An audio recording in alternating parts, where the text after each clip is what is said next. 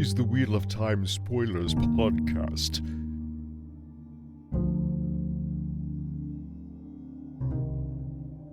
Anyway, welcome. We should actually start the recording proper now, or the script episode. The episode.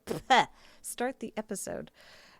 Yeah, hi everyone. Welcome to Tangents of Twilight. We made it. We're here. Hallelujah. And I promise this isn't about a teenage fantasy romance novel. No. We do have a guest today, though. We've got Rob from Wheel Weekly News, and also They Might Be Darkfriends podcast. Hi, Rob. Hi. I'm a long-time listener, first-time caller. I've always wanted to say that.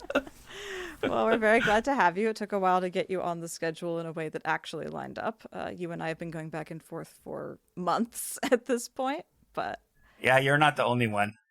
I was supposed to join Dragon Mount's live rewatch of the series, but before that, like a Star Wars series, and before that, another series, and I just kept getting bumped, or I missed it. And so I was supposed to be on the thing for the season finale yesterday. Totally spaced it. I feel so horrible. Oh no! But then, they had other, personal things come up, and they were able to make it work. It was seamless. Like, they pulled somebody else in, and I felt horrible. I joined in the chat, and I apologized profusely because my name was all over the front, like starring Rob from the News, and I'm just like, oh my gosh! Please update your file when you post it online, because I felt terrible. We'll redo something. We'll figure it out. It's just a crazy time right now. What's got you going so busy? Is just all the content around the show?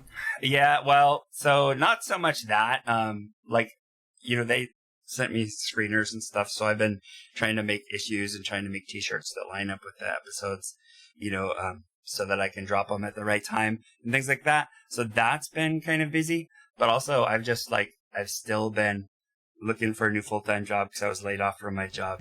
December last year, consulting job. Bummer. And with all the tech companies and everybody, potential customers, things that I work with every day, all laying people off, it's just been really hard to find something because now the market is super saturated. And so in the meantime, I took a job as an Amazon delivery driver for a while. I was too old and too fat to keep doing that. I couldn't keep up with the young guys. I had to step down, which is kind of hard because I've never stepped down from a job like that before. Within just a month. But I've also been doing DoorDash and things like that on the side to kind of keep going. And a lot of times, that's what I've been doing in the evenings. And so that, trying to make the mortgage payment being at the forefront of my mind, a lot of times I've slept like I'm supposed to be a guest on the show or that show or whatever. And I don't know. It's just kind of all-consuming, I guess. Oh yeah, being unemployed is so hard, and trying to find work and scramble and applying for jobs. It's all very stressful, all very hard, and you don't have a schedule. Yeah, and I've been a freelancer before, but for some reason this time, I don't know if it's just because the industry shifted and people use different platforms and all that kind of stuff, but it's been really hard to even just find freelance jobs. So I've been doing more content creation to kind of keep my wheels greased and things like that, right? And I've been doing, video. We started the podcast with Lauren and Alyssa. Like you said, They Might Be Darkfriends. We've been doing that occasionally, though, we haven't had time to do an episode just because all three of us are so busy, since, before season one or season 2 dropped, So it's back in January was when we did the last episode, I think. No, that was the first episode. But in the springtime. Right. And we haven't done one since then, but we all mean to, and we set up something, and then invariably something comes up with one of us, and it's been really hard to just kind of, get on the same track. But so anyway, so I've been doing that. I've been, I finally finished my illustrated full color map of the world of the Wheel of Time right before WoTCon. I got to see that. That was gorgeous. Yeah, I bought one, and Jess still has it, and she still has to send it to me. Jess, if you're listening to this, this is your sign from the universe. Send it. Send her the map. Get it done. Well, I appreciate it, all you guys that were there at WoTCon, because that was our second year of being able to be vendors somewhere, and you all paid my mortgage, and so I profusely appreciate that. I just want to, keep the ball rolling. I would love to do this kind of stuff, full-time professionally. as far as, having a license. Hint, hint, Amazon, Sony, get off your butt. But in the meantime, it's been great to, kind of like, even still as a fan artist to be able to make some stuff and kind of fill the gap that people are looking for merchandise, and Amazon's merchandise is few and far between, as we know. Yeah. So. Yeah, I really like the shirts that I've gotten from your store. They're very, very comfortable and really fun. Like, it's so hard to pick one. And I'm like, okay, I'm going to get one. And then I want to get all of them. And Yeah, since we don't have a camera, you can't see. But right now I'm wearing the Lord Rand's Grom Hunting and Archery Expeditions. nice. My favorite one is definitely got to be the Hinderstap one, just because it feels lifted straight out of the books with the pies. But try the pies. That's been our most popular one too. I'm not surprised. And then I freaking love your tabloid covers, the way that it like skewers all the latest news, reveals, whatever. Like, I really enjoy the work that you do. So I hope that it continues to build momentum and go forward. Yeah, thank you. I can't believe that I've been doing it this long. Yeah, tell me about I'm it. in my fifth year now. Yeah. I'm like, I don't know what the heck happened, but kind of just, stumbled onto something, just making a quick meme at one point when the show got announced, and it kind of took on a life of its own. So that's been a blast. Has it really been 5 years since the show was announced? I think, 2018. What? Wow. Yeah. No, that's not how Isn't that numbers crazy? work. And we've only had 2 seasons. And we've only had 2 seasons. And well, in fairness, time did stand still for 2 or 3 of those years. That's Yes, That exactly. was yeah. So it's kind of hard. It's like, was it 5 years or was it 2 years? Let's be It honest. seems more like 2 years.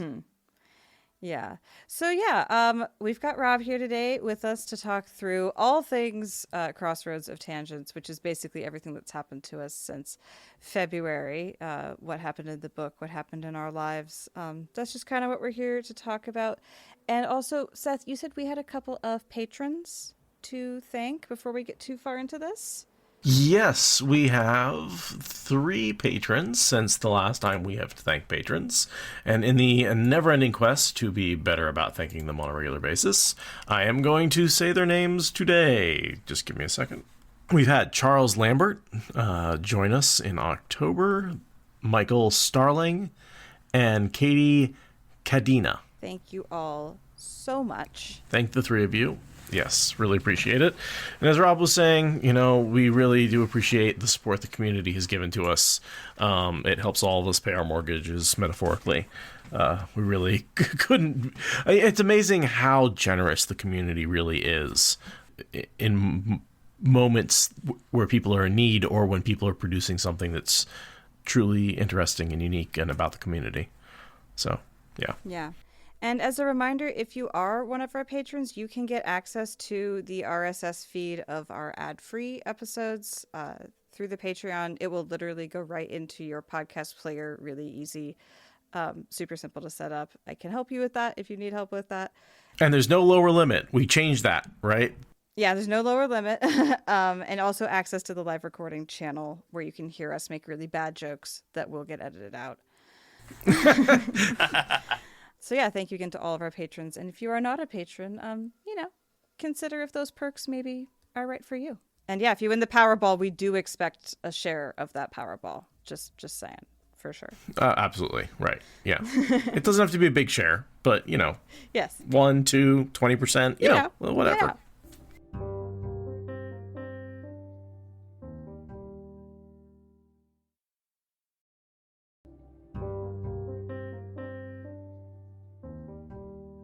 So we started this book in February. That was forever ago. We did the prologue in 3 parts, and then we did the thing that we'd been talking about forever, which was putting the cleansing into context with all the chapters of this book. Right. And then we also increased the number of doubleheader episodes so that we could get through it faster. So even taking that into account, it's been since February that we started this darn book. Which, that's 7 or 8 months.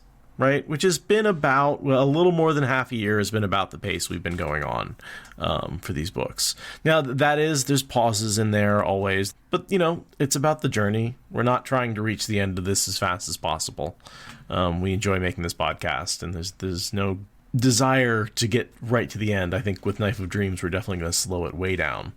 Oh, yeah. Might take us a whole year to get through Knife of Dreams. Probably, yeah. Yeah, you kind of have to. Yeah. Yeah, and there's a lot. It's a big one in terms of pages and in terms of plots that come together. And yeah, we might even have to split some chapters, or maybe have like 2 episodes about single chapters, right? So I'm excited for that. And it's the last Robert Jordan book, aside from New Spring, that we've talked about. And so I'm not in a rush to get to the end of it. No. But this book, I was in a rush to get to the end of, and you all put up with me being in a rush very admirably. As we covered, the main highlights of what happened in this book are Matt and Tuat in the circus, Fael and Perrin figuring out the Malden situation, Elaine doing bath stuff and politicking, Egwene and Swan wrangling the siege of the tower, and like a billion different name salads. Like, that's what this book says. Yeah, a bunch of Aes Sedai looking at the cleansing. Yeah, so many name salads, and really just, I am looking forward to wanting to slow down. I really, really am. I gotta say, though, I am impressed by the job we did. I think we took something that a lot of people have trouble talking about in a positive way and investigated the interesting parts of it and covered it in a way where we had interesting things to say. And I think the podcast was good. I hope so. Rob, what did you think, both of the book and if you have an opinion of how we did the cleansing and all that? Well, I haven't heard your guys' recent episodes for a while, so sorry about that. I'm offended. Oh, no. But, I mean, I have read the book several times. It's been a while for me, so I probably can only add color commentary to the things that you guys bring up because it's all a blur. I was about to go into my current audiobook reread. I was about to go into Winter's Heart, right? Mm-hmm. And I'm like, ugh, really? Here we go again, right? Like, I know people say, like, the slog isn't real, but for those of us who were reading along as the books came out, it was a real thing. So we still have those feelings buried deep down. Well, and even going through it, the slog is real as a podcaster going through it, right? These books do have a different pace, and the idea that the slog isn't real almost offends me. Yeah. Because there is a slog, right? Your opinion about it, whether that's a negative thing, whether you hate it, whether you love it, whether you think it's what leads to such a satisfying ending, or whether you think you could cut the whole thing and it would be the same series, right? Like, it exists. Yes. I mean, literally, Daryl Quay's Sweet painted it for the cover of Winter's Heart, slogging through the snow. That's exactly what it is. Look, constantly going after Fael. You can't get around to just getting off your butt and going and doing it. Like, that's the deal. And so that was kind of where I left off. But then at that point, we knew that season 2 was coming out soon. We were talking a lot about like how they were going to do the Shan-Chan, whether they were going to have a Southern accent or not, and all this kind of stuff. And so I was like, okay, I got the last JordanCon, I think it was. I had got the Eye of the World when it came out by Rosamund Pike. And then I got the Grey Hunt, and I'm like, okay, I'm going to skip forward. I'm going to listen to these bits so I know like how it's going to sound or whatever. But then I really wanted to hear like what she did for it. So I went back that in around July, a little bit before WoTCon, right? And so I took a step back from my current reread to work on going through these first 3 books. But during that time, my wife, who has always proclaimed that she is a never reader and like has never understood for the last 23 years that we've been married what my obsession is with this series, right? Like, she just played along with it. She finally decided, like, okay, I'm going to cram the Eye of the World. Not possible. I'm going to cram the Eye of the World in this, 3 days before WoTCon, so I know what people are talking about when we're there. Okay. And I'm like, it's doable. I will fully support you. I don't know if you can do it, but go for it. So it was kind of funny because on the flight there, we were up all night the night before, like making stuff at the last minute because we're both ADHD, and that's where our superpowers come from. Like, last minute procrastination stuff, right? Like have an idea at the last minute. Oh, I got to do this. It's going to be cool. Never mind the fact that I need to sleep and I need to eat and we need to pack and all this stuff because the flight leaves at 10:30 the next morning. Right. And so we were awake all that night before we got to the airport. We were all wiped out, but neither of us can really sleep that good on an airplane. So she like busts out her headphones and she's like listening to the Eye of the World. I don't remember how far she got, but I know that like at one point in time, I fell asleep listening to it. She fell asleep. So we're landing and she looks at me like deadpan, looks at me and says, I have a confession to make. I'm like, what? She said, I just slept with Michael Kramer. I started laughing. And I said, okay, I have a confession to make. I just slept with Rosamund Pike. I think you have me beat. So that was fun. And so since then, like she really started, like after WoTCon, she really started plowing through them. She went through, I mean, it took her about 6 weeks to go through the Eye of the World, I think. But then, like for the Great Hunt, I swear she went through it in like less than 2 weeks. Mm-hmm. Nice. Like, I don't know when she was all working and listening to it and stuff like that. But like before I know it, she's already into the Dragon Reborn. And so, like I said, you know, I've been doing DoorDash and things like that, you know, on the side to kind of pay the bills and stuff. And so it's been fun, you know, while we're doing that to like, you know, listen to it together, you know, and she watched the show. She enjoyed it. So she's coming at it like she watched the show first. And so now she has questions like, well, didn't this happen? Didn't that? And it's like, no, that was in the show. This is different. You know, like this is what happened. This is what happened. And so I'm trying to not be a mansplainer because that's like the worst. But at the same time, I'm like, I know this stuff. What's-splaining. I can't help but talk about it, right? What's-splaining. I love that. That's good. So it's been fun to, you know, kind of go through the early books together. So that's been a blast. But she wanted to do the Kramer Redding version, which awesome. I love them. I have all of them. Now she's buying all of them too because Audible doesn't let you share. Right.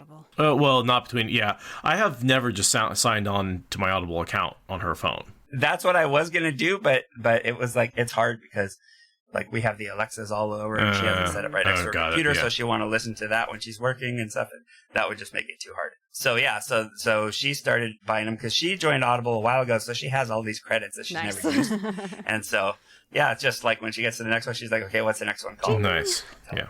And we had worked closely with Michael Kramer and Kate Redding before in redesigning their logo and stuff. And so she really wanted like that experience because she loves when they do the live reading at WoTCon. Mm-hmm. You know, she was just captivated by that. So that's the one she wanted. So awesome. I just wanted to, you know, go back and listen to the Rosamund Pike ones because I want to hear her take on it.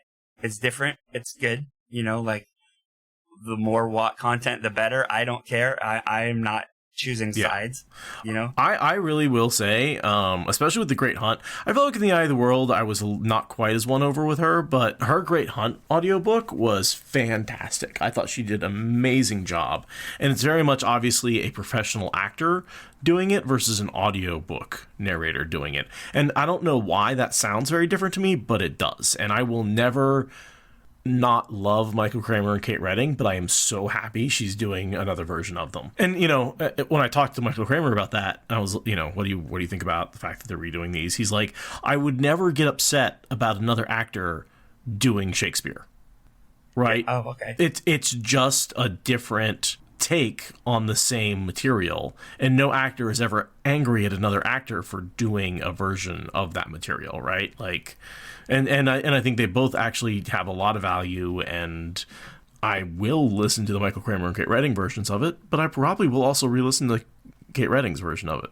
I really did like it that much. You mean Rosamund Pike? Rosamund Pike, sorry. Yeah, it's cool because like you said, you can tell she's a professional actress. I think like she emotes really well. Mm-hmm.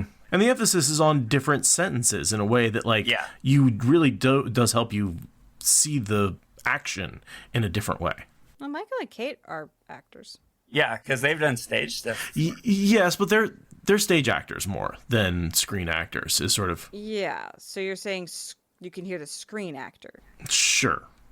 Yeah, it's interesting because between my wife and I, like, I'm always the one that gets teased about crying in a movie, right? When the dog dies or whatever, like, she's like, "Are you crying at just a movie?" I'm like, "Yeah, but I'm absorbed in the story, right? Leave me alone." So I have to say that, like, her performance in The Eye of the World, when Tam is dying at the start and Rand can't get anybody to help him, and he's talking to Nynaeve, all that tore me up inside. She did so good. I was reading a lot of the reviews before, and people were like, "Well, the volume is over the map because she'll yell when they're yelling." And I'm like, good. That's what you want, right? The things that I appreciate about Kramer and Redding's version is, like, how they can do such different voices because they're trained in doing that. And, like, it's the same two people reading it, but the voices are so different and so well done that you don't think of it when you're immersed in listening to it that it's the same person doing this voice and that voice, because they do such a great job. So I appreciate both of them. I've never been one to be like, no, you have to like one or the other. You have to like Star Wars or Star Trek. I like them all. They're all awesome. Right. Like, why not? Right. How dare you not be polarizing? I'm polarizing when I want to, like, stir the pot and be a trickster, right? Like, obviously the Weekly Wheel News, right. Sure. But at the same time, I'm like, no, I can like something and not be a huge fan of something else, but I'm not going to say, like, don't ever watch that because it's stupid, right? Like, you do what you want. And, if you like two different things, like, why do I have to choose between Star Wars and Star Trek? They're not even in the same universe. Right. They're not even in the same time frame. Who cares? Right. Yeah, totally. Like, anything like that, so. Yeah, I haven't listened to the new audiobooks, and I don't know if I ever will, but that's more just like I have no particular interest in the change. Like, I'm glad it exists, but I don't know that I'm going to seek it out. But maybe I will. I don't know.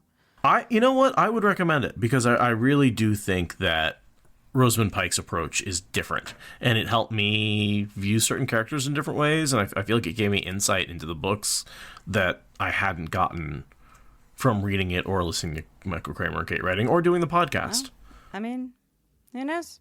I'm a long way from getting back to Eye of the World in any of my various points of reread, so I'll cross that bridge when I come to it.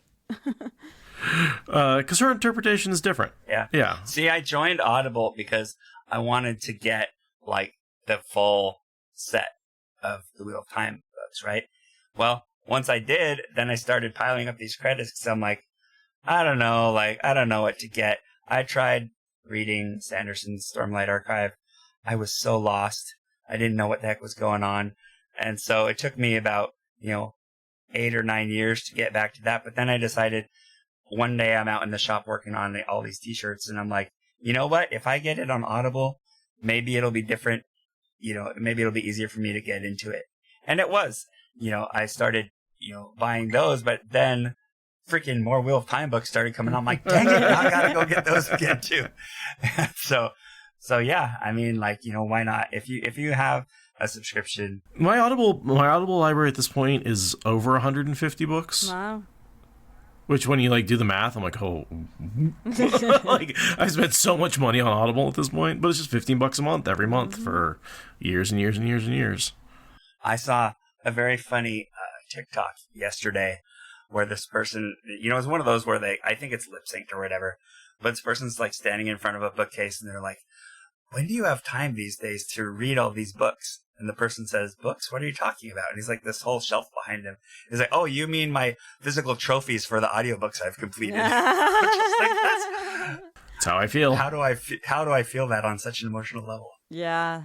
I recently finally got my Kindle going again. I had lost the charger brick for it, and so I could not charge it, but I knew I had some books I wanted to read on it, and I finally just bought a new charger, which has not yet had the desired effect of making the old one surface, which is kind of surprising. That is unfortunate, yeah. But yeah, I've actually had my Kindle again, and I've been reading again, and on my Kindle, because I was trying to read on my phone. There's a Kindle app for my phone, but I have such a tiny phone. I spend so much time on it. And it's I would like a vaguely book-shaped thing to read when I'm reading my digital books, and it's been really nice having something larger and not good for anything but books. And it doesn't glow, too, which I think is... It glows much less. And I have it set to white text on black, so it's I like my things to be very low light, very dark mode, very chill. And yeah, it's been so yeah, between that and Audible, it's like, oh wow, I have a lot of books that I don't have physical trophies for. There's no sense of space being taken up by all these titles I technically have and have consumed. But that's fine. Aradia, any other life exciting changing events in the last year since February? Last 10 months or so? Well, I did start a new podcast. Yeah, tell me about that. Yeah, generally I've been exploring what it is going to take to make Fox Driven Media broadly, like more of a proper media production company, and having clients to like edit for and blah, blah, blah, blah, blah. And then along into my lap stumbled the opportunity to fire up a new podcast with Bree of Kit Rosha and Allie of Wheel Takes. And we've been doing that since, I don't know, it's been going for a couple of months now, several months, some number of months. We started in the summer. And that's been going really well, despite all of our chaos schedules and like the writer's strike and all kinds of stuff. It's been hard to keep our schedules going, and yet somehow we've been limping down the road. We're like halfway through the first book that we're doing, The Ruins of Ombre. Nice. It's been really, really fun. Definitely a challenging edit, but you know, I'm like, I don't really want to keep making more podcasts of me. I'm really having this revelation that I would rather produce other people's podcasts. So that's kind of been my transition this last year, is realizing that I want to make my podcasting world bigger and less full of my voice all at the same time. So all you have to do is let neurotic content creators let go of the editing process. That is the problem, is that everyone who I want to edit for is a control freak.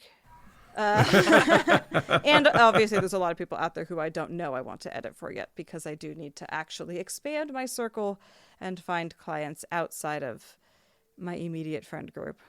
Hey, we'd probably let you edit ours, but we don't ever make any new episodes. So You do need content. That is a Yeah, thing. Yes, you there's do. content You needs do. to exist to edit. But yeah, I mean, reach out. Yeah, I'm gonna build a website. I'm gonna get Brandon to build me a website at some point, so I can actually like invite clients properly. But that's been a big thing that's been overtaking my brain this last year. How's progress on that logo? I am meeting with the artist tomorrow. We were gonna meet in person, and then they weren't able to make it. Scheduling kerfuffles, but tomorrow afternoon I am having a call with that artist to discuss a logo. So that's how that's going. And we got to hang out in person, which is always fun. I came down to your place for a party. Yeah. Small, weird little party. Yeah, a small, weird little party, but it was fun. It was fun. I had a great time. Those are sometimes the best kind of party. Yeah, we camped in your backyard, and we got to try out our new tents, and we should have brought the rainfly. Yeah. Because it turns out it did rain a little bit, but yeah, I had a great time. And I don't think I want to talk necessarily about what happened in public. No, it was pretty tame. At least for me, I crashed before the real serious partying happened. It was not a real serious party. I very deliberately set the party level to mild. The mild. Like, yeah. Speaking of gatherings and partings, the other weird thing is what we're not doing here in October. Yeah. SpoilerCon. Yeah, we're not doing SpoilerCon this year. This is the time of year for the last 5 years. This is when we do SpoilerCon, end of September, beginning of October. Like, this is SpoilerCon time, and has been for the past half decade. And this year, we aren't, and that's kind of surreal. I guess yeah. I haven't really thought about it a lot, which I guess was the point of not having it. The ironic thing is that, like, you guys aren't very far from me physically. Yeah. Right. You know, like maybe 3 or 4 hours down the freeway. But I always forget about it until like a couple of weeks before, and I'm like, oh, I want to go to that. And then I'm like, no, something comes up. And so I've never been able to come down. And so I think we were talking about it at WoTCon or something like that. And I was like, oh, hey, when's the next one coming? Because I want to actually plan for it. And you guys were like, wah, wah, there isn't going to be one. I was like, dang it. Yeah, it was a bummer decision to make. But also, the way my summer has gone, I have occasionally suddenly had this moment of, oh, God, I'm glad I'm not planning for and saving energy for SpoilerCon in addition to all this other stuff that I'm doing this summer. Right. Yeah, I think it just, and I think two cons right now is enough for the community that we've got. We've got JordanCon, we've got WoTCon. And I think it was just a big ask to get people to try and come out to a third con. It wasn't a third con all the years we were asking. It was just a informal get together. Yeah, and I think if anything, that was the original sin, calling it a con. Yeah.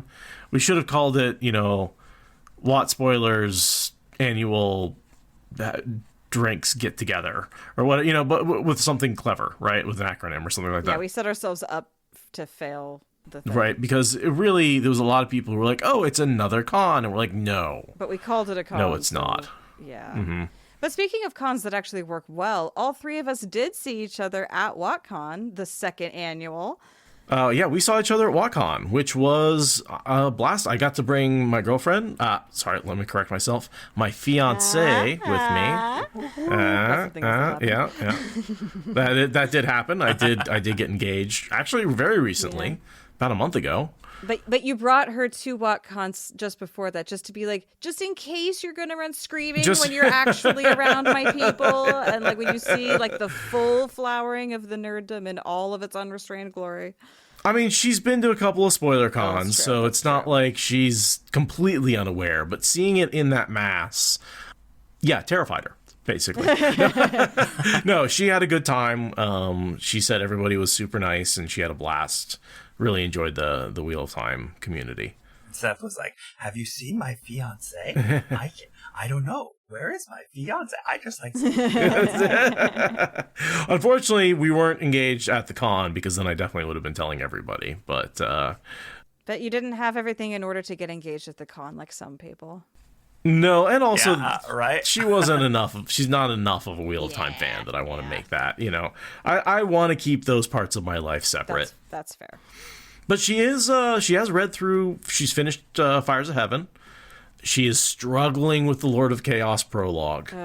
She's like, after all that excitement with the Dumais Wells, or not with Dumais Wells, with the battle against Ravine and Moraine and Lanfear, it's like, how do I get back into just like, I think it's like Nynaeve in the Circus or something. It's really not, it's weird. It's the prologue is not that exciting. You got to show her the Welcome to Dumais Wells music video and tell her that if she gets to the end of the book, it will all make sense.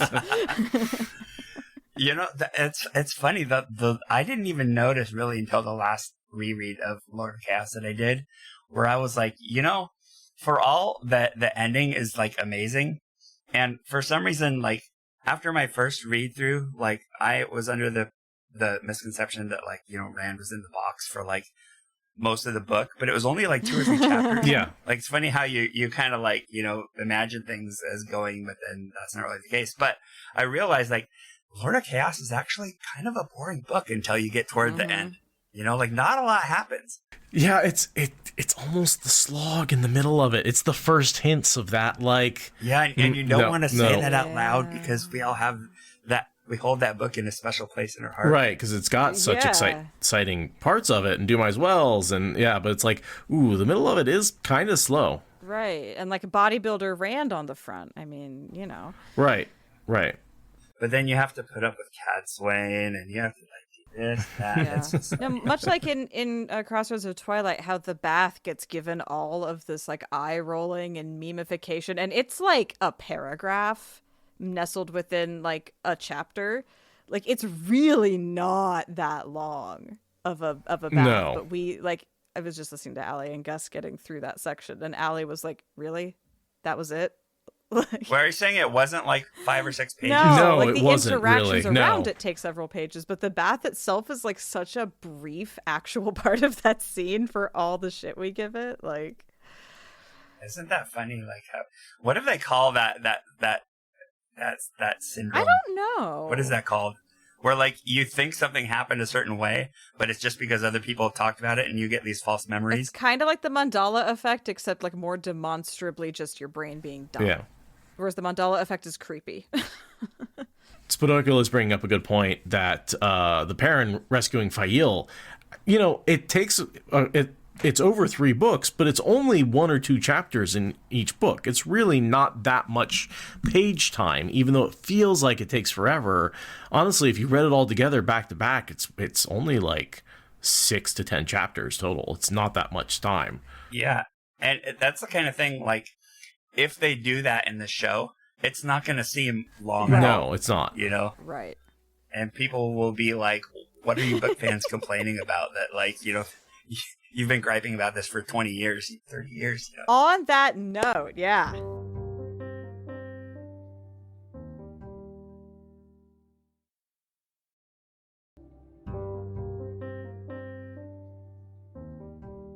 Yeah, on that note, right? Like we've talked about the books, we've done that, we've talked about our lives, but the show came out, and I feel like that's significant.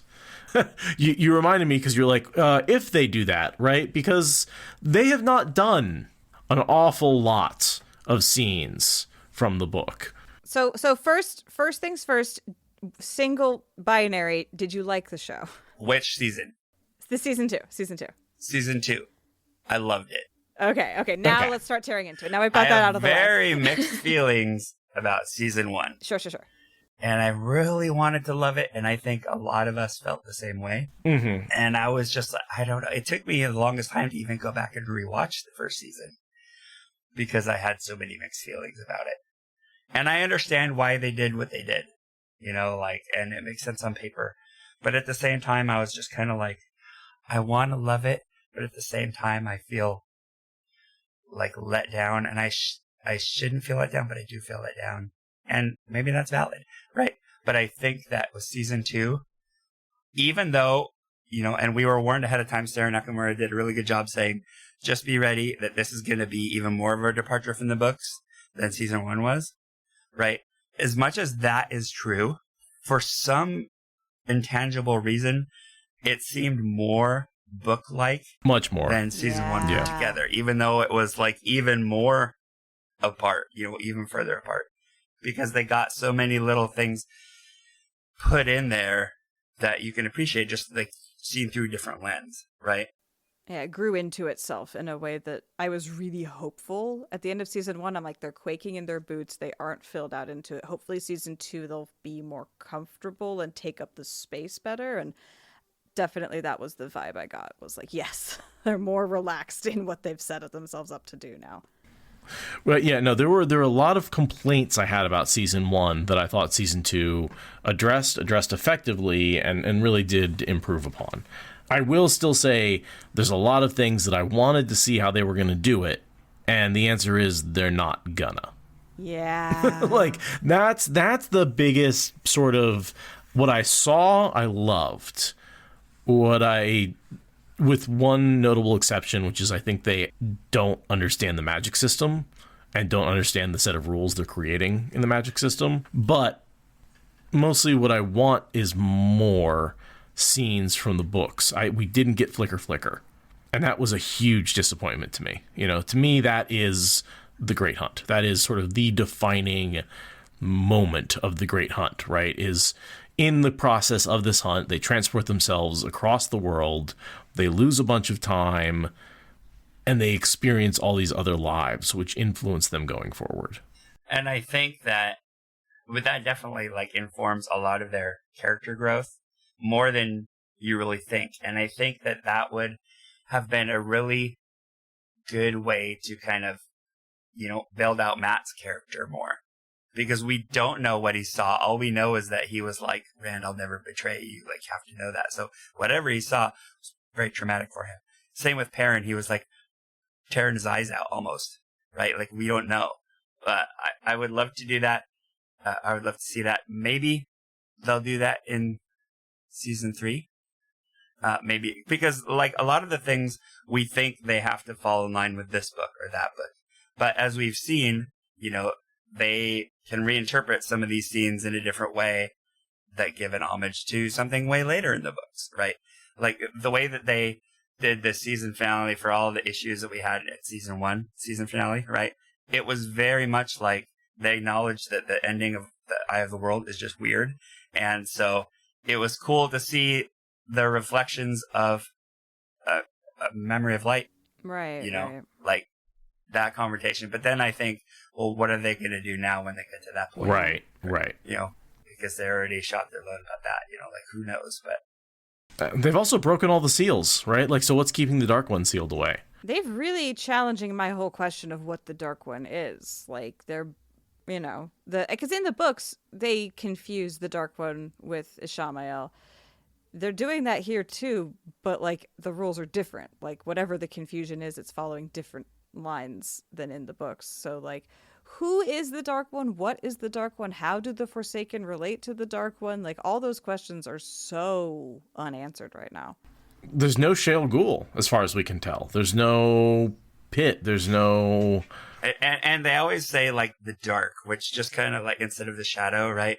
So, for me, at least, I don't get the sense of, like, it's this cosmic, antithesis to the creator, right? Like, we just see people with their own agendas and stuff, and, like, the dark side of the Force, the light side of the Force, whatever. Like, that's the impression that I get from it. Right, Forsaken are more like Sith rather than, It's just somebody on the opposite side of you, but that there's no spiritual, battle or whatever going on around them that, we can't see, right? That kind of thing. So it makes the Dark One seem non-existent, right? Yeah. Right. Like, we haven't really heard that kind of theology, for lack of a better term, or that kind of metaphysics. Which, I'm guessing they're leaving that out so that way they've got another like big bad evil guy reveal to come up with later. So like, oh, by the way, we didn't even explain that entropy has a persona and is coming to eat you.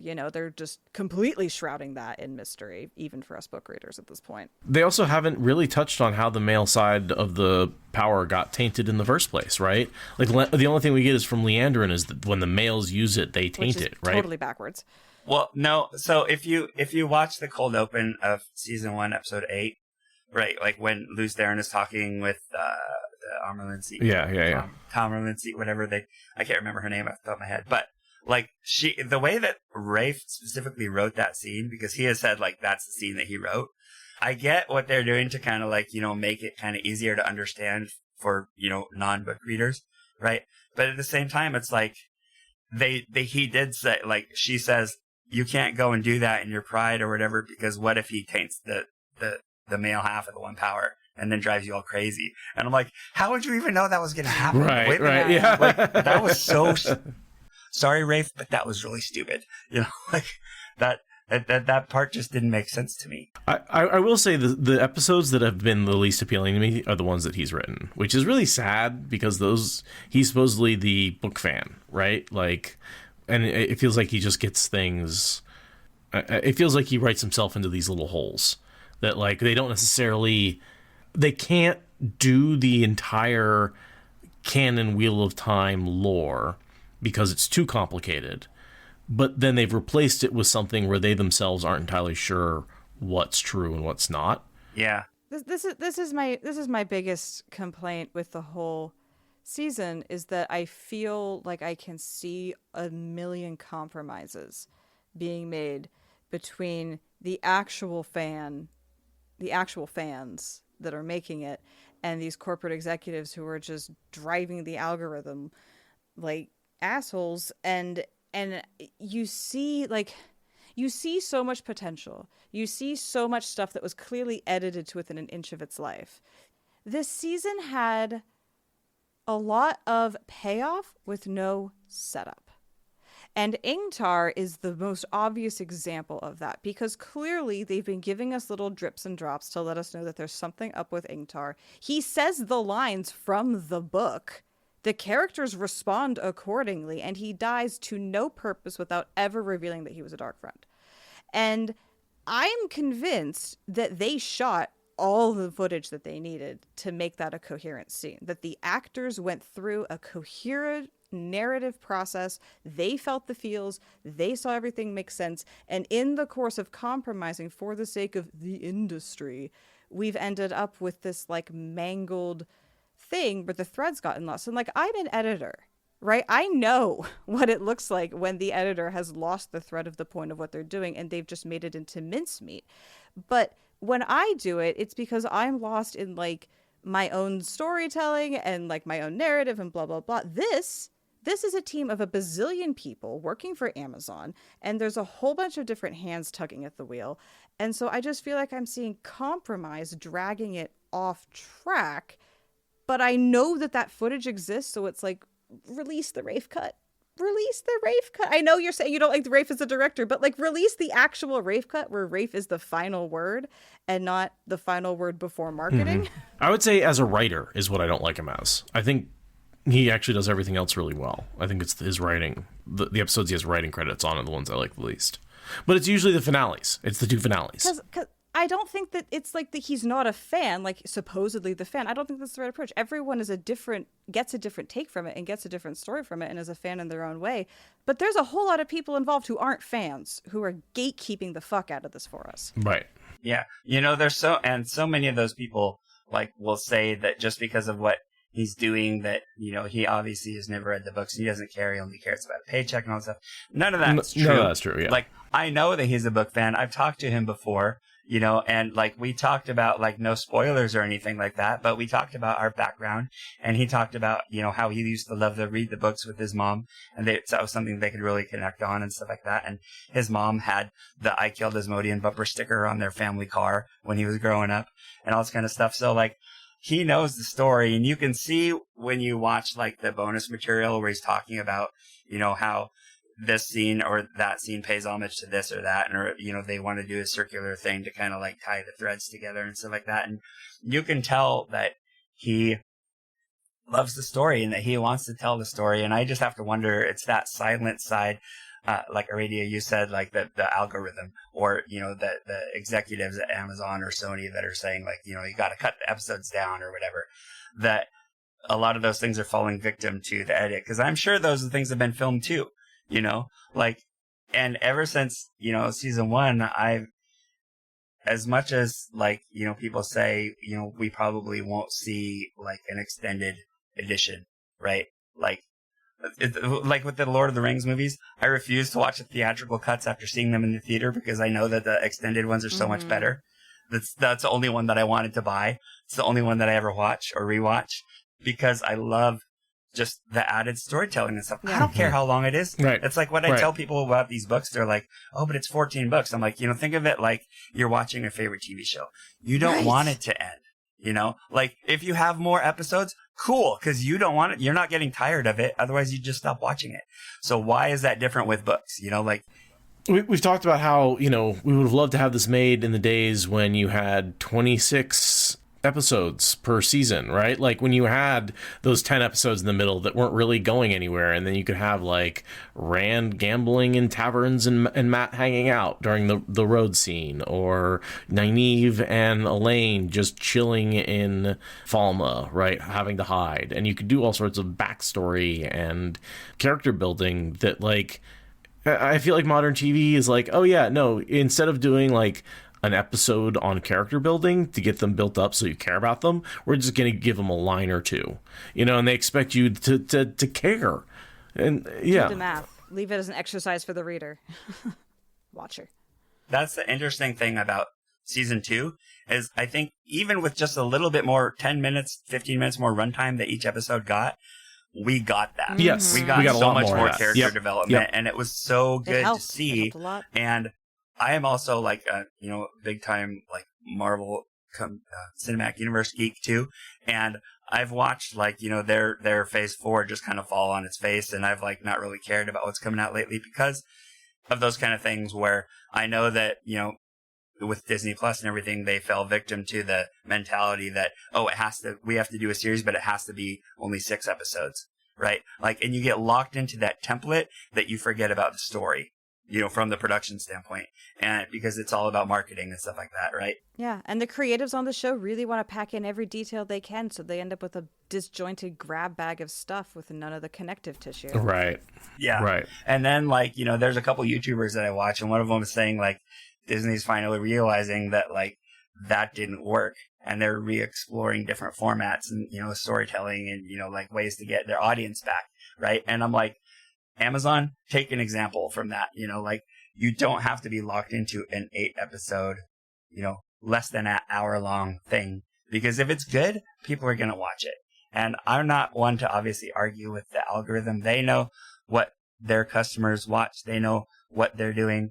It's not based on ratings like Netflix and stuff like that, because it's all driving people to subscribe to Prime and, spend more money and buy stuff, right? Like Amazon's model is different. And I think that there can be an advantage to that where they don't need to be beholden to a lot of the same kind of contracts that the other studios are. But at the same time, like, we know it's all about money. We've seen that through, the WGA and SAG-AFTRA strikes and all that kind of stuff, pulling really successful shows because they don't want to pay residuals to the actors and producers, which is crap. And I mean, even going back to Game of Thrones, which I hate to do, right? The first 6 seasons got 10 episodes each. The last 2 seasons, which are universally panned, got 7 episodes and 6 episodes, right? Like, you can't tell a good enough, you need those extra 2 episodes and a longer runtime on some episodes to take these complex books and put them into stories. And I think even 10 episodes is pushing it. Like, I'd be happier with, 12 or 13, right? Like, well, hopefully they're seeing some results from season 2 that will kind of see, okay, we loosened the belt. We allowed them to tell the story a little bit more. Let's go for it. Like, look at the stuff that Disney's doing with Andor and Ahsoka and, like, adding more episodes to kind of tell a longer story, and people will be engaged with it. That's fine. Let's just get back to telling a good story and not worry so much about the marketing template and all that kind of stuff. Let's let it breathe. Let's not just be so busy with cranking out content all over the place. Let's just focus on what we're good at, and hopefully they can, kind of get more in that kind of a state of mind, Yeah, and I feel like that's where we're talking about, the TV making industry as a whole, right? That Wheel of Time is sort of falling in this place where the TV industry has really reduced the amount of runtime they're willing to put into shows. Yeah, certainly bigger than Wheel of Time, this problem. Right. And I think Wheel of Time is certainly suffering from that. But that being said, there was so much good in this season. Nynaeve's testing was an almost flawless episode. The fake out of waking up from the dream and it turns out you're still in the dream. Yeah, I actually thought that was really well done in that episode, right? Like, because I was like, wait, what the fuck? They're changing the third vision, and then it's angry. like, oh, I was getting so angry. Yeah. I was exactly the same. They pulled that off so well. And then I started getting suspicious, and I'm like, wait a minute, what? Yeah. And then, like, the thing happened. I'm like, okay. Mm-hmm. And my wife's like, what are you talking about? Like, Don't worry about it. Just, sorry, I shouldn't have said anything. Just go with it. I don't want to be an armchair quarterback telling them how they should have directed the episode. Right. It's been fun. It was a really fun season. Like I said, they were sending me screeners, and as much as I wanted to just wait and watch it with everybody else, like, I would hold off for a couple days, and I'm like, wait, we got the new episode, you want to watch it? Even though it was a pain in the butt to, like, figure out how to do their app on a Fire TV with use a stupid web browser, and like the interface is terrible. It's very frustrating. I think I skipped ahead on several episodes on accident just because I was trying to like fast forward or back it up or whatever. I don't know, but it was a lot of fun. And my main critique is that if they do so for season 3, I really wish that they wouldn't drop 3 episodes right away. Yes. Yeah. Let's just do one at a time. Please. Yeah. Let us enjoy it for longer, right? Because it's like you go on a trip to Disneyland, and I don't know, I've always been this way. I don't know if other people are, but in the back of my head, I'm always like, there's only 1 day left. There's only half a day left. I feel like the cons, like JordanCon and WoTCon, always rush by for me because I'm always thinking like that rather than living in the moment, which I should, and enjoy it. And I'm focused on the future and like how much time is left.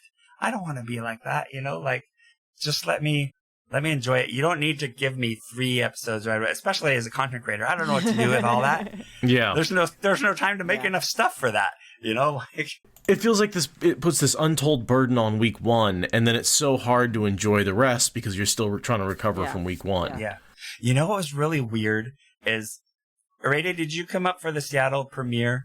No, I didn't. Okay. I know Seth I was did, there. yeah, 'Cause yep. we met and hung out Yep. online and stuff like that. But it was kind of like that experience. Like, they asked me to host it, and I'm like, I don't even know what I'm doing. Like, I've always been afraid to get up in front of people, but nowadays, I don't really care.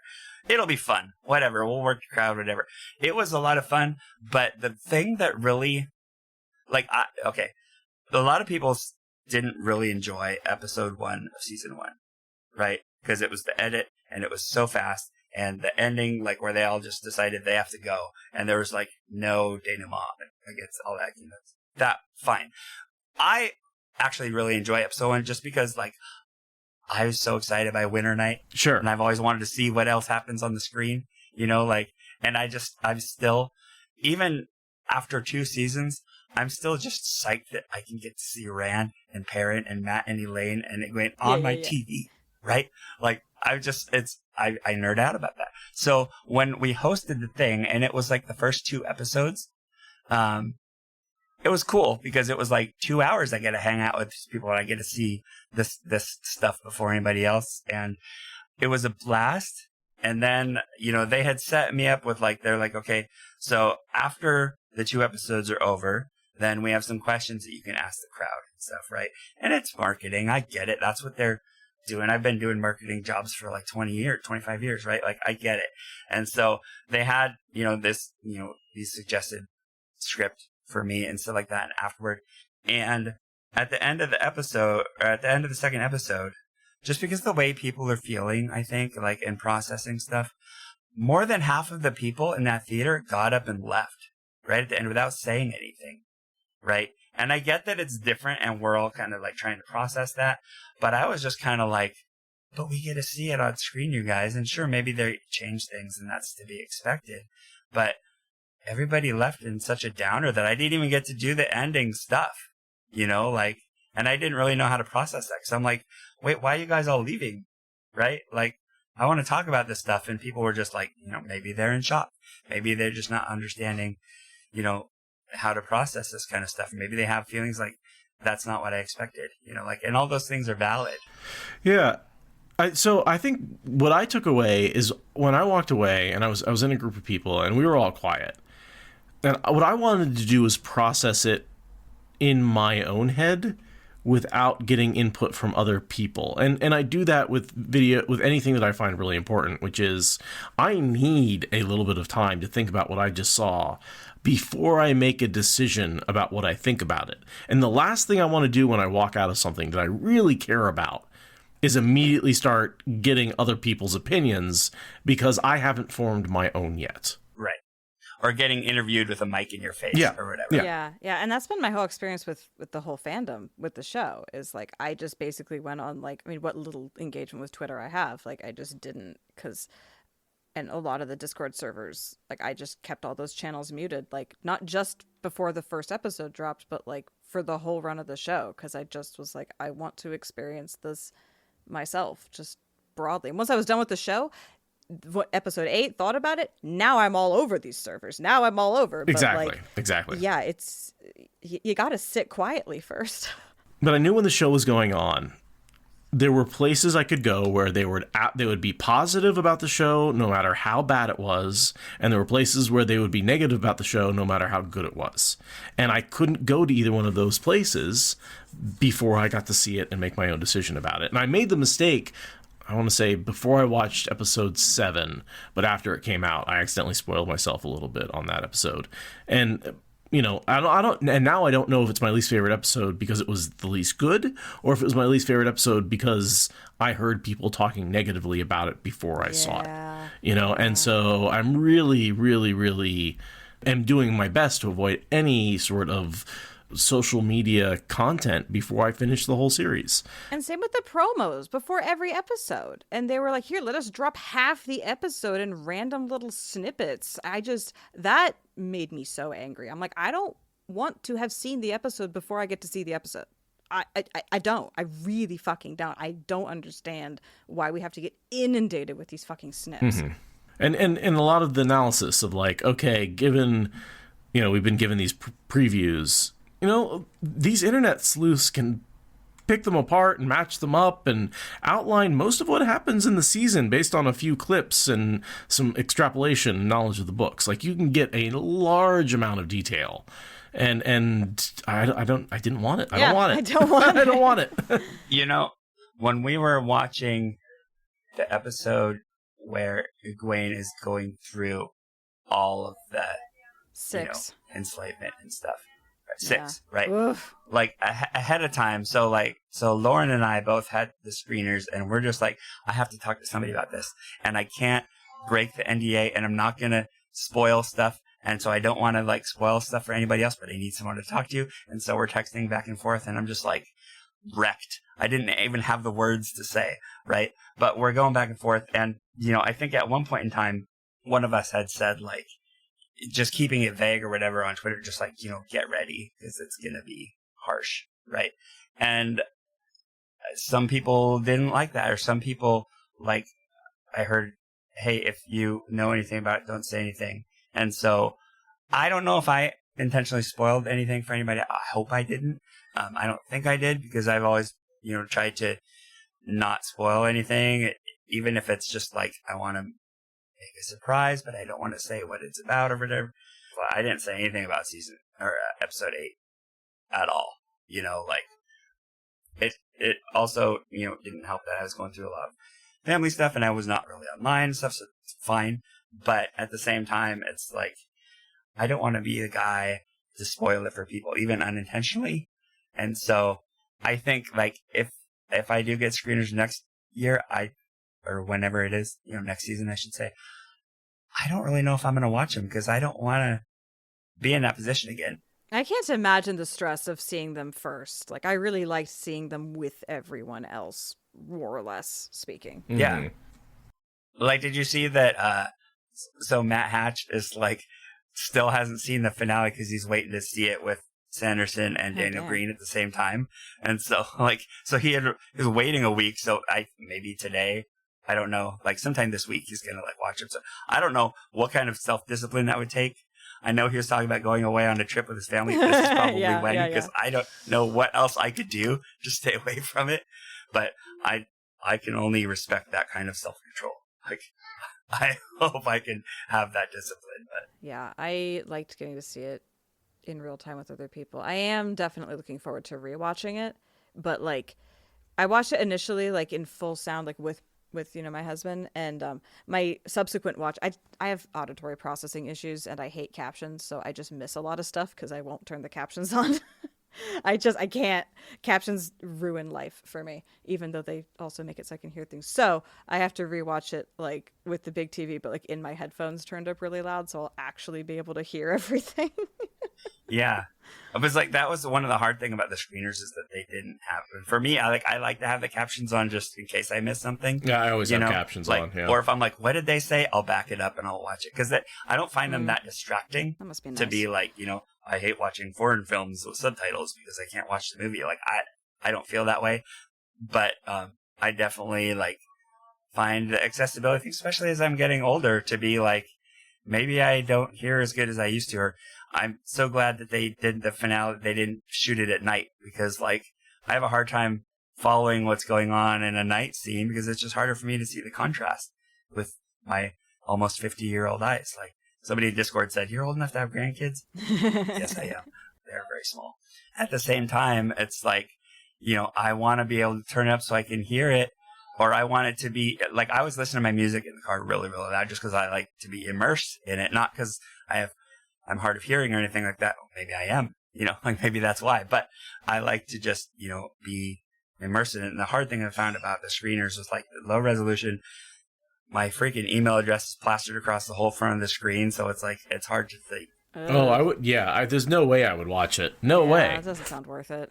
Because so like originally they were like, okay, we're gonna like release the first 3, and then somebody in marketing had the idea like, no, let's keep sending them one episode at a time, the week before, or 3 days before, whatever it was. I'm not sure what I'm supposed to do as a content creator with that little of a time frame when I can't actually like use any of the video anyway. Right. But right. I'm not running a YouTube channel where like I'm breaking down video footage like Lauren is, right? Like, as long as I can get the jokes and the references out of it, like that's where I'm at. But yeah, I don't know if I would do that again, just because the quality, the lack of subtitles, the freaking nightmare it is to, because I would watch it with my wife. I wouldn't just watch it on my iPad or whatever, which would have been a whole lot easier. Oh yeah, on a 4-inch screen. That's ideal for your first time watching it. That's why I went on the big screen. So I had to figure out how to load my email on the big TV in the stupid Amazon web browser so I could go down and click the link and then enter the password. I felt like I was playing Metroid on the NES again as a little kid, having to enter like 6-paragraph password to like get my game back, right? Like I probably just isolated a lot of the audience. But anyway, that's how I felt, like having to enter the stupid password in on the remote control, and all this. It'd be easier to just type it in, right? Anyway, I'm old, I'm ranting, get off my lawn. Right? That's there are so many things about being a content creator around the show that are an extra layer, but as fans of the show, there's also so much. I will say, like, one of my very favoriteest things about the whole season was the costumes. Just it did so different, so colorful, so surprising, so pretty. Like the cosplay in this community in the next few years is going to escalate because oh my god. Yeah, the costumes were fantastic. Yeah. So and the hair and the jewelry. I mean, just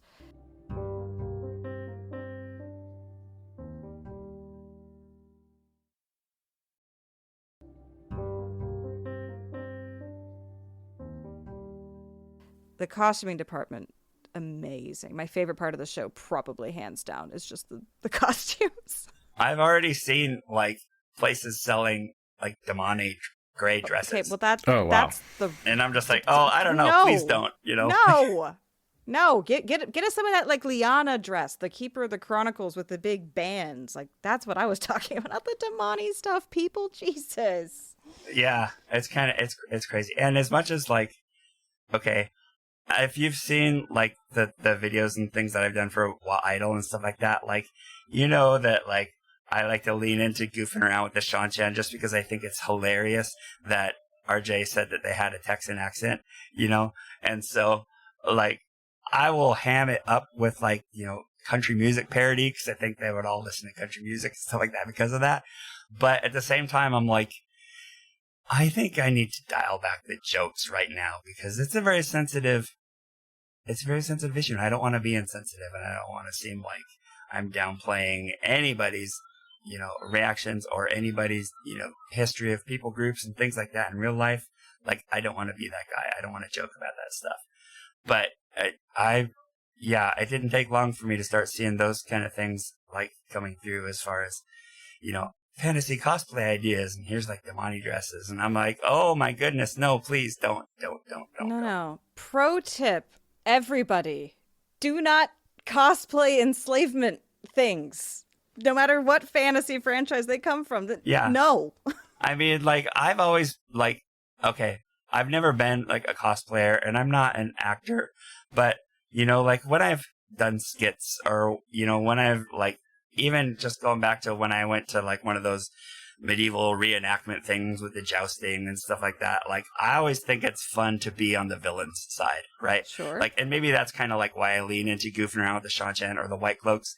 I've always thought that if I was going to do a cosplay at Jordan Con, it would be fun to be a White Cloak and just like walk around arrogantly, talk down to everybody. Not endorsing them in any way, but I just think it'd be fun to just play the bad guy, right? Like, yeah, sure. But yeah, I mean, like at WoTCon, I had those. I was doing those Starbucks tumblers that was like Sean-Chan, right? Because they have coffee, so funny. they have calf, right? and so I put a joke on the back though, where it's like, you know, you choose the size, right? Small or venti, grande, whatever, and then like it said like next size or channeler question mark next size on the checkbox. Yeah. You know, and I'm goofing around about, but at the same time, I'm like, I don't want to be insensitive, and you know, it's a time and a place, and this is not the time, this is not the place. That episode wrecked me. I'm not gonna make light of it. I'm not gonna like, you know, repost the link to my goofball Sean-Chan video or anything at that time. It sure is fun to make it, but it's just like, it's not the right time. It's not something to joke about, you know. I did think it was, I don't know, what did you guys think about, so the way that the White Cloaks were in episode 8, And Jeffrey Bornhold is specifically 2 different times he said that they're slavers. I am so angry at them for making the White Cloaks have a nuanced and complex place. I'm so angry. Like, I have to root for the guys who see slavers and couch their lances. I have to root for those guys. Like, that is the correct response. But they're the motherfucking White Cloaks. Like, Right, and I didn't understand where I'm like, why would you care that they're enslaving witches? Yeah, that's it. There was a disconnect there, but at the same time, I'm like, good for them for calling it out, because maybe people don't think of them that way, and like, yeah, let's show how toxic that culture can be.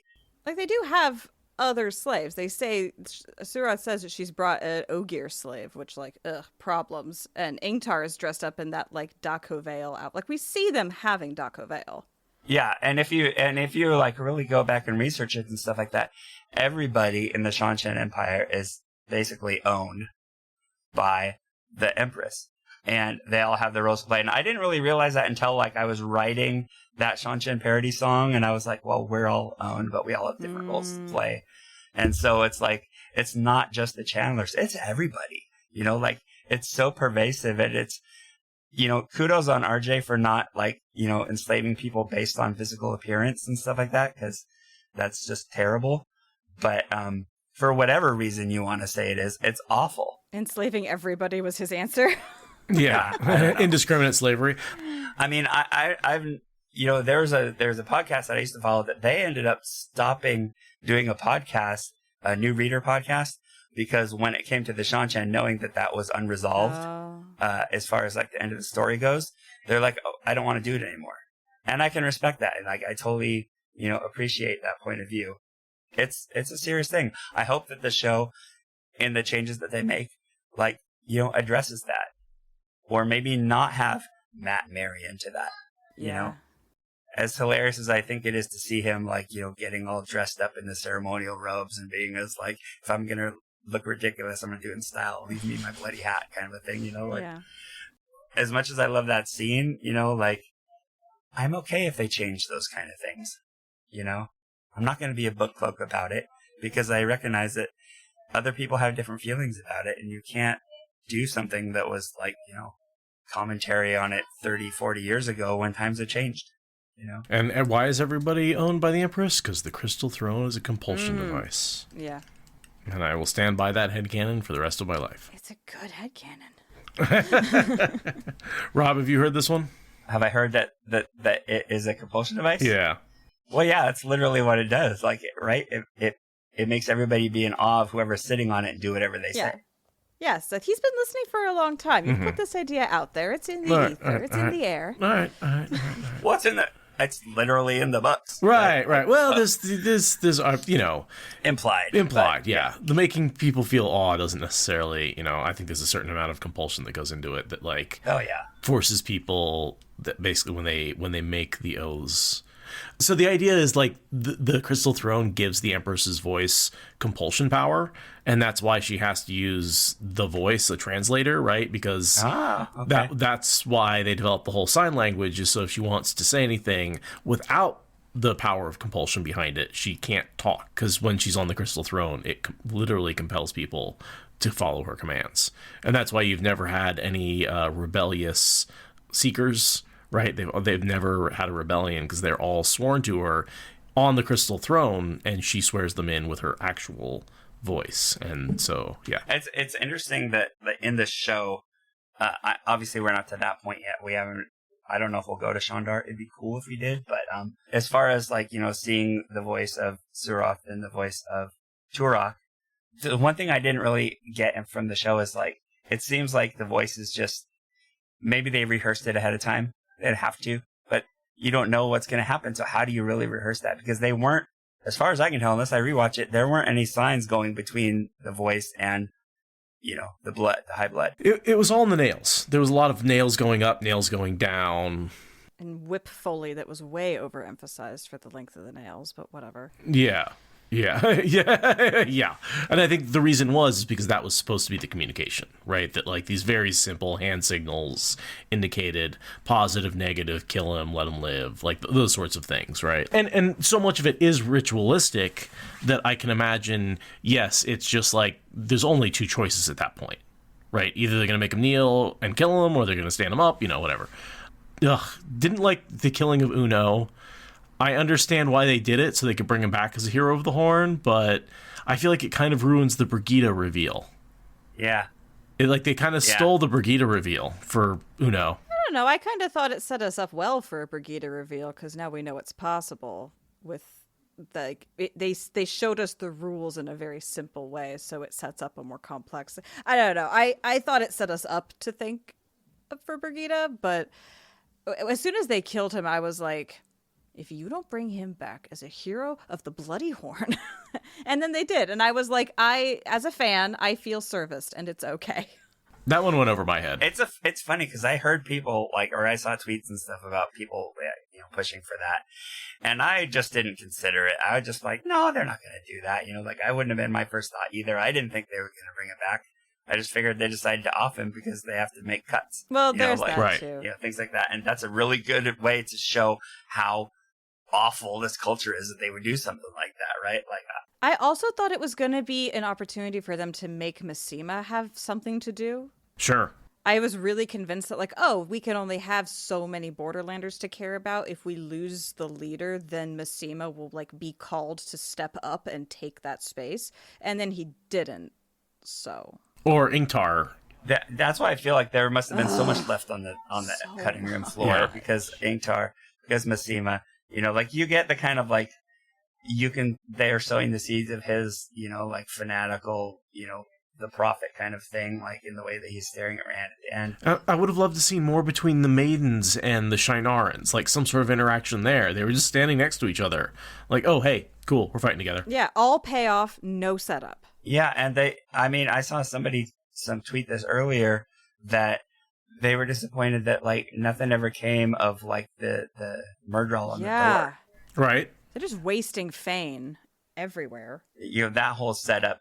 We don't see Pat and Fane really at all. We don't see him do any evil, creepy stuff. He just shows up and gives them the horn, and he runs away like a scared little girl. Oh my God! Matt comes out with that stick, and he's like, ah!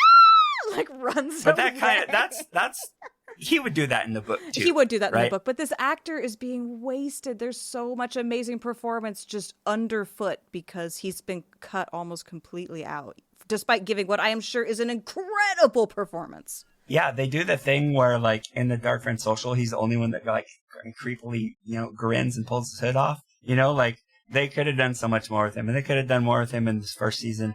I really hope they just lean into him. Yeah, no explanation of how Loyal and Ingtar survived being stabbed with a dagger. None. Oh, okay. So Rafe had said in one of the Answer Ask Me Anything things recently, he had specifically said that scene where he had hinted at before where Loyal had to go to a steading to be healed from that.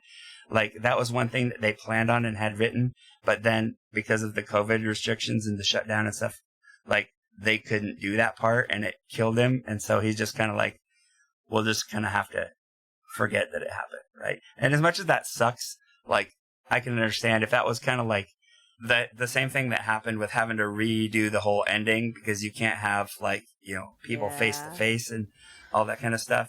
That made it weird where you're okay, Egwene just healed Nynaeve from basically being dead. That's not supposed to happen. Those kind of things that they didn't sell very well in the show because they were basically having to do what they could to patch it together. I kind of get that. It sucks that it even had to be released that way. But there was so many ways to address it in season 2. He had so many opportunities just to say, oh, the knife's gotten stronger. One line. Or Ogier don't respond like humans to these weapons. Would have been fine too. Right, something like that. Yeah. Just put it in a line somewhere in the episode, not explained outside of it. It kind of reminded me of that whole stupid, I don't know if you guys are big into Star Wars like I am. Not like you are. Somehow Palpatine returned. Yeah, well, right? Duh, yeah. And the fact that they released that kind of backstory through Fortnite that game, like, to be a crucial part of what you should understand in watching a movie. Anytime you have to rely on outside source material, I think it's a failure of like storytelling in the media. And so like to just kind of like see that kind of stuff happen here too. That's why I don't like Words of Brandon. If you're a Sanderson Stormlight Archive fan, he answers a lot of questions, and a lot of people create lore and they call it canon, and I argue that it's not. In the same way that I don't really think of The Companion for the Wheel of Time as necessarily canon. Yeah, it's fan fiction. That book can say that Bella survived all day. No, she that's didn't. just She didn't. No. And I is still my theory to this day, and they can prove me wrong as much as they want. But when Oliver blows the horn, and then Jane Farstrider shows up, well, we don't ever hear anything about his horse being that fantastical, right? Like his horse never did anything other than sharing the same name as the one that ran when he named his horse Giaden. It was like, that was the name of Jane Farstrider's horse. Whatever. That horse that showed up was Bella, and absolutely. You cannot convince me otherwise. Sure. Well, That's canon. That's how she lived. She lived as a hero of the horn. There are hero horses, and Bella is one of them. Yeah. Right. If there can be hero wolves, there's freaking hero horse, and Bella's the top of that list. And so that was Bella that showed up, and I will die on this hill.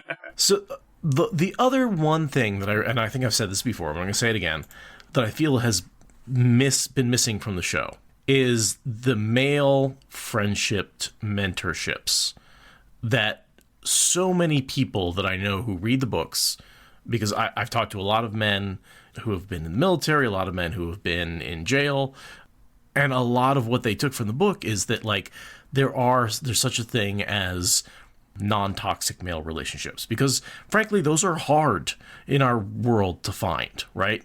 And I feel like the show has almost universally removed them. Gull and Perrin, Lan and Rand, even the relationship between the three boys, right? There's that and I feel like there's a lot less humor in the show than there is in the book. Yeah. It's good to see like their camaraderie at the start when they're like, you're joking and Matt's losing money at dice, and they're like, they're covering him and stuff like that. Like there are hints of that there, but I definitely agree. I mean, like I know like in our society we're told like we're supposed to be self-sufficient and then also be sensitive, and it's like how you're supposed to do, like we're told all these disparate messages as far as like being men. And I know that for me, like reading these books as an adult, because I came to the story when I was 20 years old, right? I was the same age as Matt and Rand and Perrin in the books when they leave, right? And so like I was reading it from their age point of view, right? At the time. And I personally took a lot like that I didn't even realize from these books, like Lan saying, no matter what comes, face it on your feet. Like that's a formative thing for me. Duty is heavier than a mountain. Like you have to do what you don't want to do sometimes because that's your duty. That's you just got to put other people before yourself, right?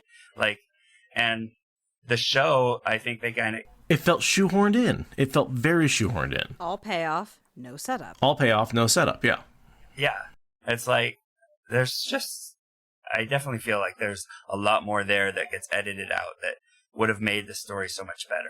Because they know they have to get those lines in, but they don't know why. The people making the final calls don't know why all of that other dialogue was written in by these weird creatives. So let's cut it and just have the line good enough.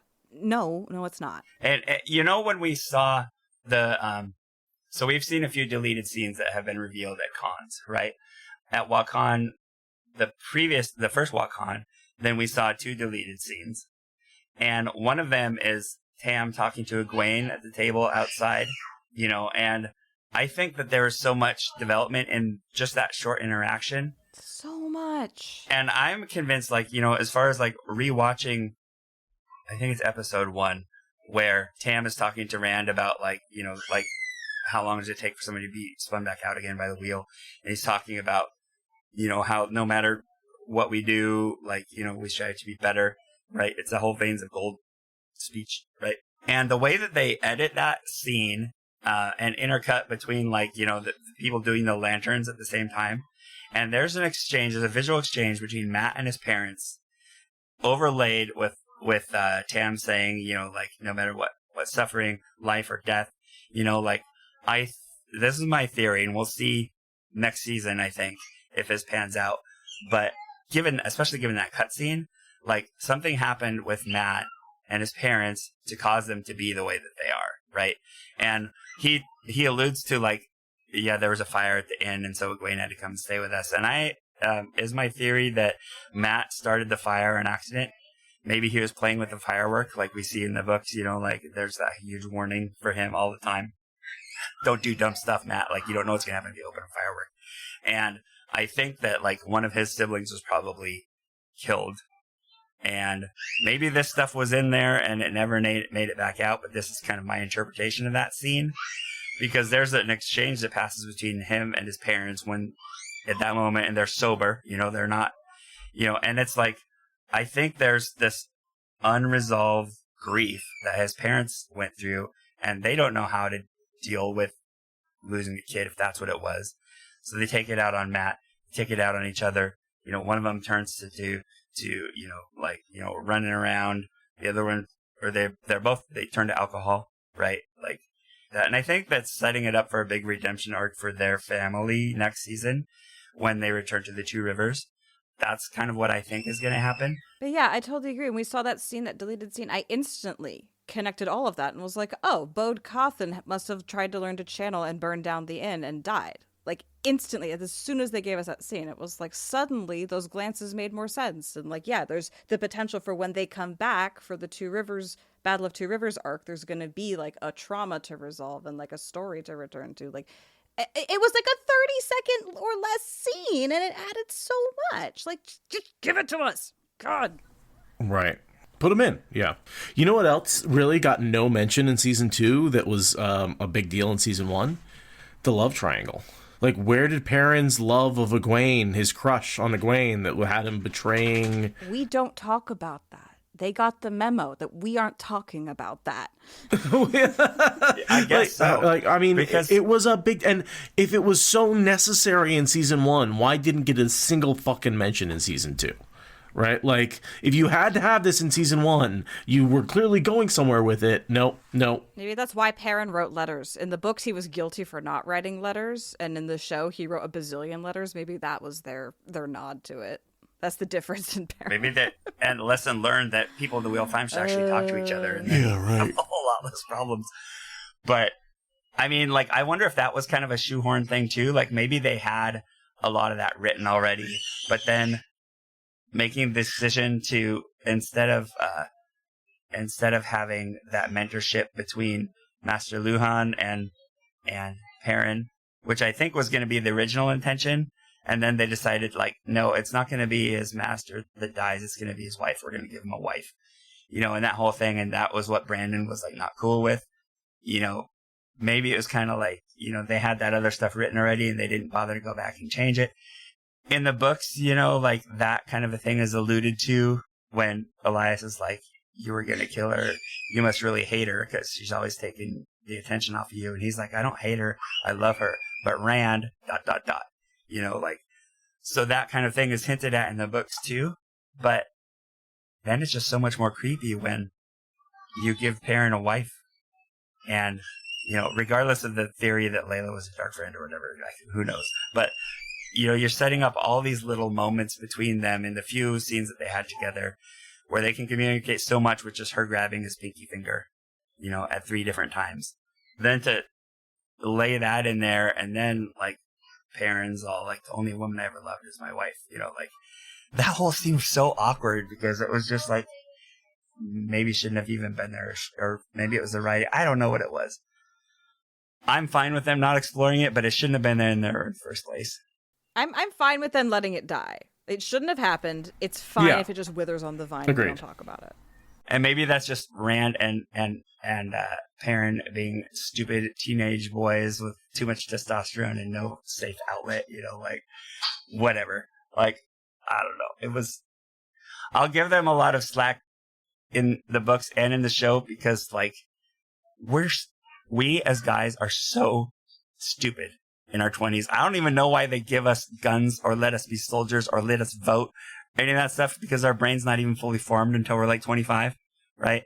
Like, that's why insurance gets cheaper because you actually get responsible by that time.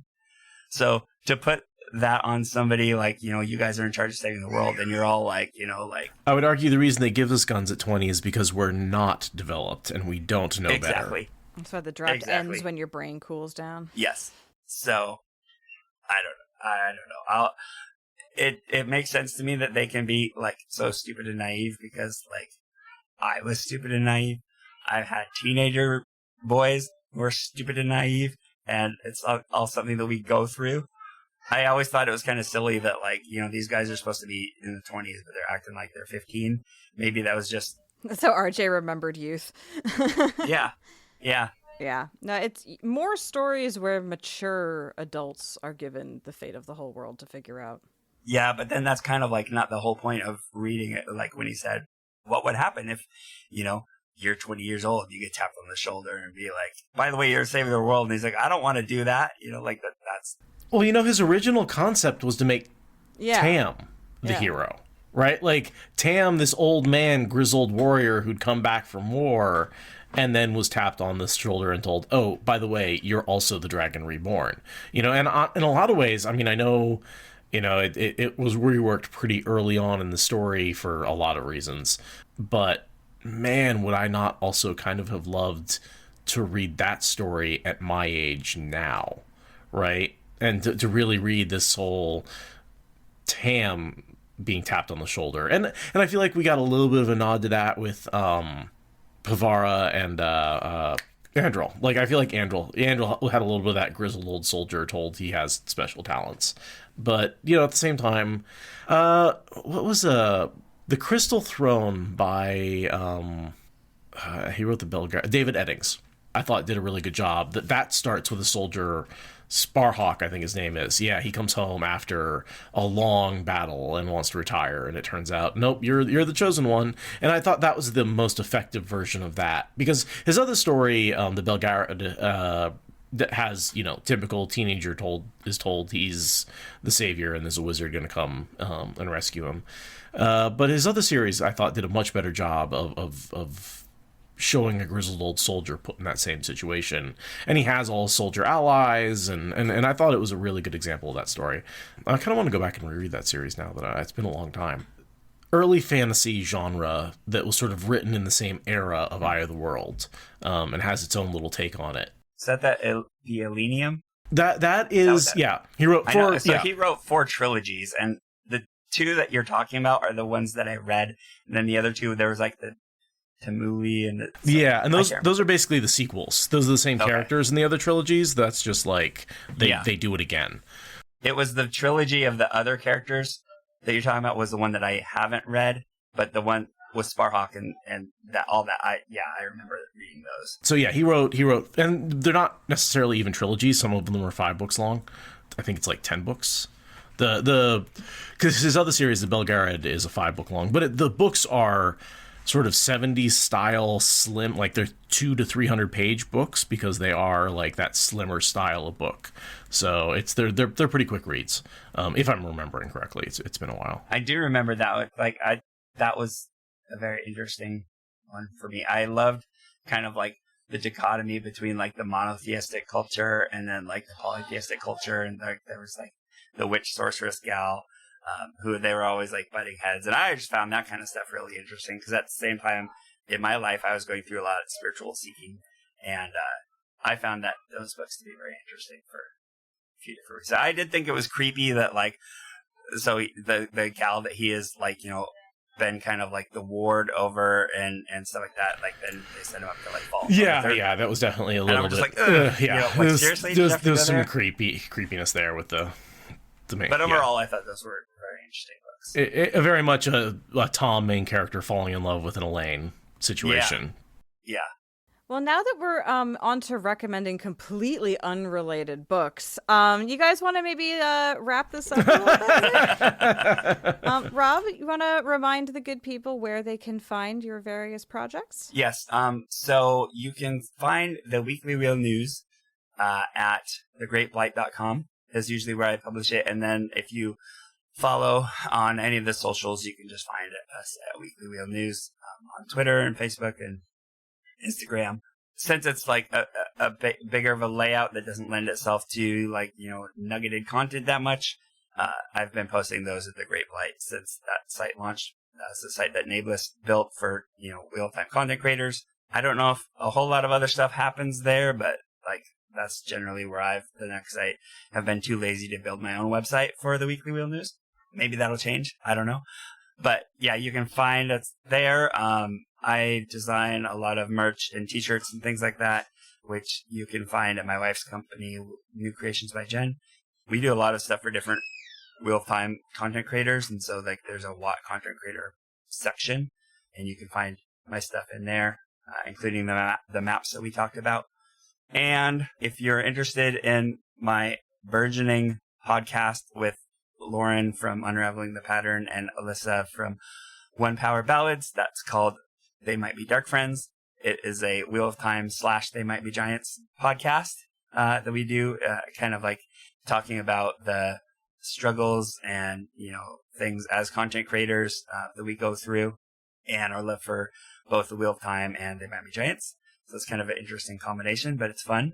We've done about 5 episodes. We were planning on recording one this last weekend, but Lauren's very burnt out from having to crank out so much content with season 2. And so like, hopefully we'll be able to get another episode out soon. I would love to be on a more regular cadence, rolling the stuff out. Like I am always envious of you guys and other very like, regimented schedule wise podcasts, because we are very much like, we'll do it when we can. And it seems like life always gets in the way, but that's life. I think some things are more important. So, but it's a fun podcast to do. And so like you can find us on, Spotify and Apple Podcasts and Google Podcasts and anywhere. Just look for They Might Be Darkfriends and you'll find us. So that's my stuff. Awesome. Thank you again so much for joining us. It's been great chatting. And thanks to everyone else for joining us today and every week. We will be taking a week break from releasing episodes, and then we'll be back starting in November with our deep dive show episodes. But we are going to start recording those next week, so those of you who show up to live recordings, there won't be a break. As always, you can check the events tab in Discord to see our upcoming recordings. Follow us on our social media to keep up to date with the episodes. Go to our Patreon to support us and get cool art with the episodes when they show up in your feed. And yeah, keep reading Wheel of Time. It's good for you. Thank you, everybody. And as always, thank you to our patrons, past, present, and future. You guys keep us going. Thank you so much. Thank you guys for having me on. I appreciate it. You guys are the first Wheel of Time podcast that I found. And so it's kind of, I feel like the full circle is. Aw, excellent. Aw, appreciate that.